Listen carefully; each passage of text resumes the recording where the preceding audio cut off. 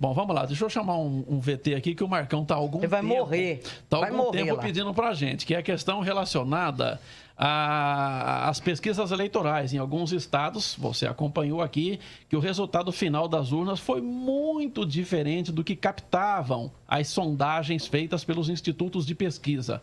Vamos dar uma olhada, a gente comenta na sequência. Bom dia, pessoal do Café com o Jornal. Olha, eu sei que o segundo turno nem bem começou, mas todo mundo aí na bancada já está esperando as primeiras pesquisas, não é? Isso é normal, tanto para nós jornalistas, que queremos saber como é que está o cenário, para os eleitores, que querem identificar como é que os candidatos que eles escolheram estão se posicionando, e também para as próprias campanhas, para definir os rumos deste segundo turno. Olha, apesar dessa importância, nem sempre as pesquisas acertam. E na eleição em primeiro turno, no domingo, nós vimos muitas mudanças em relação ao que diziam as pesquisas no sábado. Vamos entender por que é que então, de última hora, tem gente que muda de voto. Por que é que as pesquisas nem sempre se confirmam? O estado do Rio de Janeiro foi o que apresentou o resultado mais surpreendente. O ex-juiz federal Wilson Witzel, do PSC, ficou em primeiro com mais de 41% dos votos e vai disputar o segundo turno com Eduardo Paes, do DEM, que teve pouco mais de 19%. Na véspera do voto, Witzel aparecia em segundo lugar no Datafolha com 17% e em terceiro no Ibope com 12%. Muitos eleitores seguiram a chapa completa, né? Qual é a chapa do Bolsonaro, e foram descendo deputado federal, estadual, 2 senadores, governador. Em Minas Gerais, uma situação parecida. Romeu Zema, candidato do Novo, ultrapassou Antônio Anastasia, do PSDB, e Fernando Pimentel, do PT, e terminou em primeiro. Vai disputar o segundo turno com o Tucano, mas até a véspera da eleição, ele aparecia em terceiro lugar nas pesquisas. Para especialistas, a subida foi impulsionada pelo apoio declarado a Jair Bolsonaro. O eleitor de Minas começou, ele próprio se identificou como apoiador do Bolsonaro, viu a força do bolsonarismo e falou, eu tenho que ir com esse. As pessoas não querem PT nem PSDB mais. No Paraná, Roberto Requião, do MDB, liderou a corrida para o Senado durante quase toda a campanha nas pesquisas. Mas o candidato do Podemos, Oriovisto Guimarães, praticamente dobrou os votos que tinha na reta final e deixou o favorito de fora. Nesse primeiro turno, por seus resultados, nós podemos dizer que foi além de qualquer imaginação. O PSL, o partido do capitão deputado Jair Bolsonaro, por exemplo, elegeu 50 deputados. O PSDB foi reduzido a 30 deputados. Vendo-se então que estabeleceu-se uma nova configuração. Olha, eu vou falar uma coisa honestamente para vocês. O Instituto de Pesquisa, nesses casos abordados aí pela reportagem, erraram feio, viu? Não dá para falar. Quando você fala, ó, o cara tá em primeiro lugar, o outro tá em segundo, depois os dois sujeitos trocam de lugar por uma diferença mínima, tudo bem, não captou, foi a onda, a curva, até a eleição mudou. Agora, quando um sujeito aparece com 17 pontos na véspera da eleição, depois quando na boca de urna, quando apura, a pessoa tá com 40 e tantos %, não, aí é erro.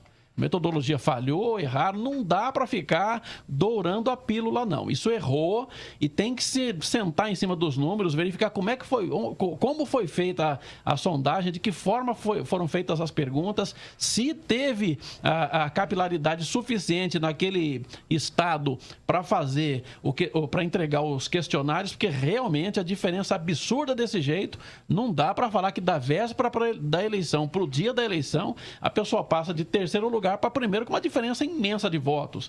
E que a Dilma Rousseff e o Eduardo Suplicy lideravam a corrida pelo Senado, depois aparecem em quarto lugar, no caso da Dilma, não dá. Isso aí foi falha feia mesmo, e se os institutos de pesquisas não forem verificar o que aconteceu para corrigir, daqui a pouco, gente, ninguém confia mais nisso aí, não. Foi estranho. O que dá para falar? Não dá para falar nada, porque realmente... às vezes eu fico imaginando o seguinte, né? Assim, eu fico também procurando entender o que acontece. Porque eu imagino que não é má fé dos institutos. Não, alguma falha. Uma vez que você... porque eles vivem disso. Quer dizer, quanto mais eles errarem, pior vai ser para eles, né? Ou eles vão ter que liquidar as pesquisas depois. Abatimento de 50%, porque não vai vender. Aí eu penso, será que um dos erros que eles cometem... Porque quando você vai fazer uma pesquisa, você estratifica, né? Então, tem tantos % de negro na sociedade, então são tantos questionários para negro, são tantos % de mulheres. Então, aí vai estratificando tudo, gente, tudo. Para aquele universo de 2.500, 3.000 pessoas, realmente representar aquela sociedade em questão. Aí eu fico pensando, será que... Por exemplo, eles computaram o número da população mulher, negra, nordestina, e a opção desse grupo era de repente, muito maior, teria que ter tido um universo muito maior nesse segmento, porque ali o candidato realmente foi super forte. Eu não sei, eu fico tentando entender. Alguma coisa aconteceu errado, Zé, porque a gente imagina que, por exemplo, você pega o Instituto Datafolha e o Instituto Ibope, eles têm a mesma metodologia para todos os estados da federação. Imagino que seja uma metodologia única. O que acontece? Teve estado que acertou, teve estado que errou. O plano nacional não foi muito diferente, a votação... Boca de urna arrebentou, de certo, né, gente? Tudo bem, a boca de urna já estava... porque a boca de urna, o cara pergunta depois que o sujeito votou. Mas nós já vimos boca de urna dando errado, Às vezes falha, mas é mais raro.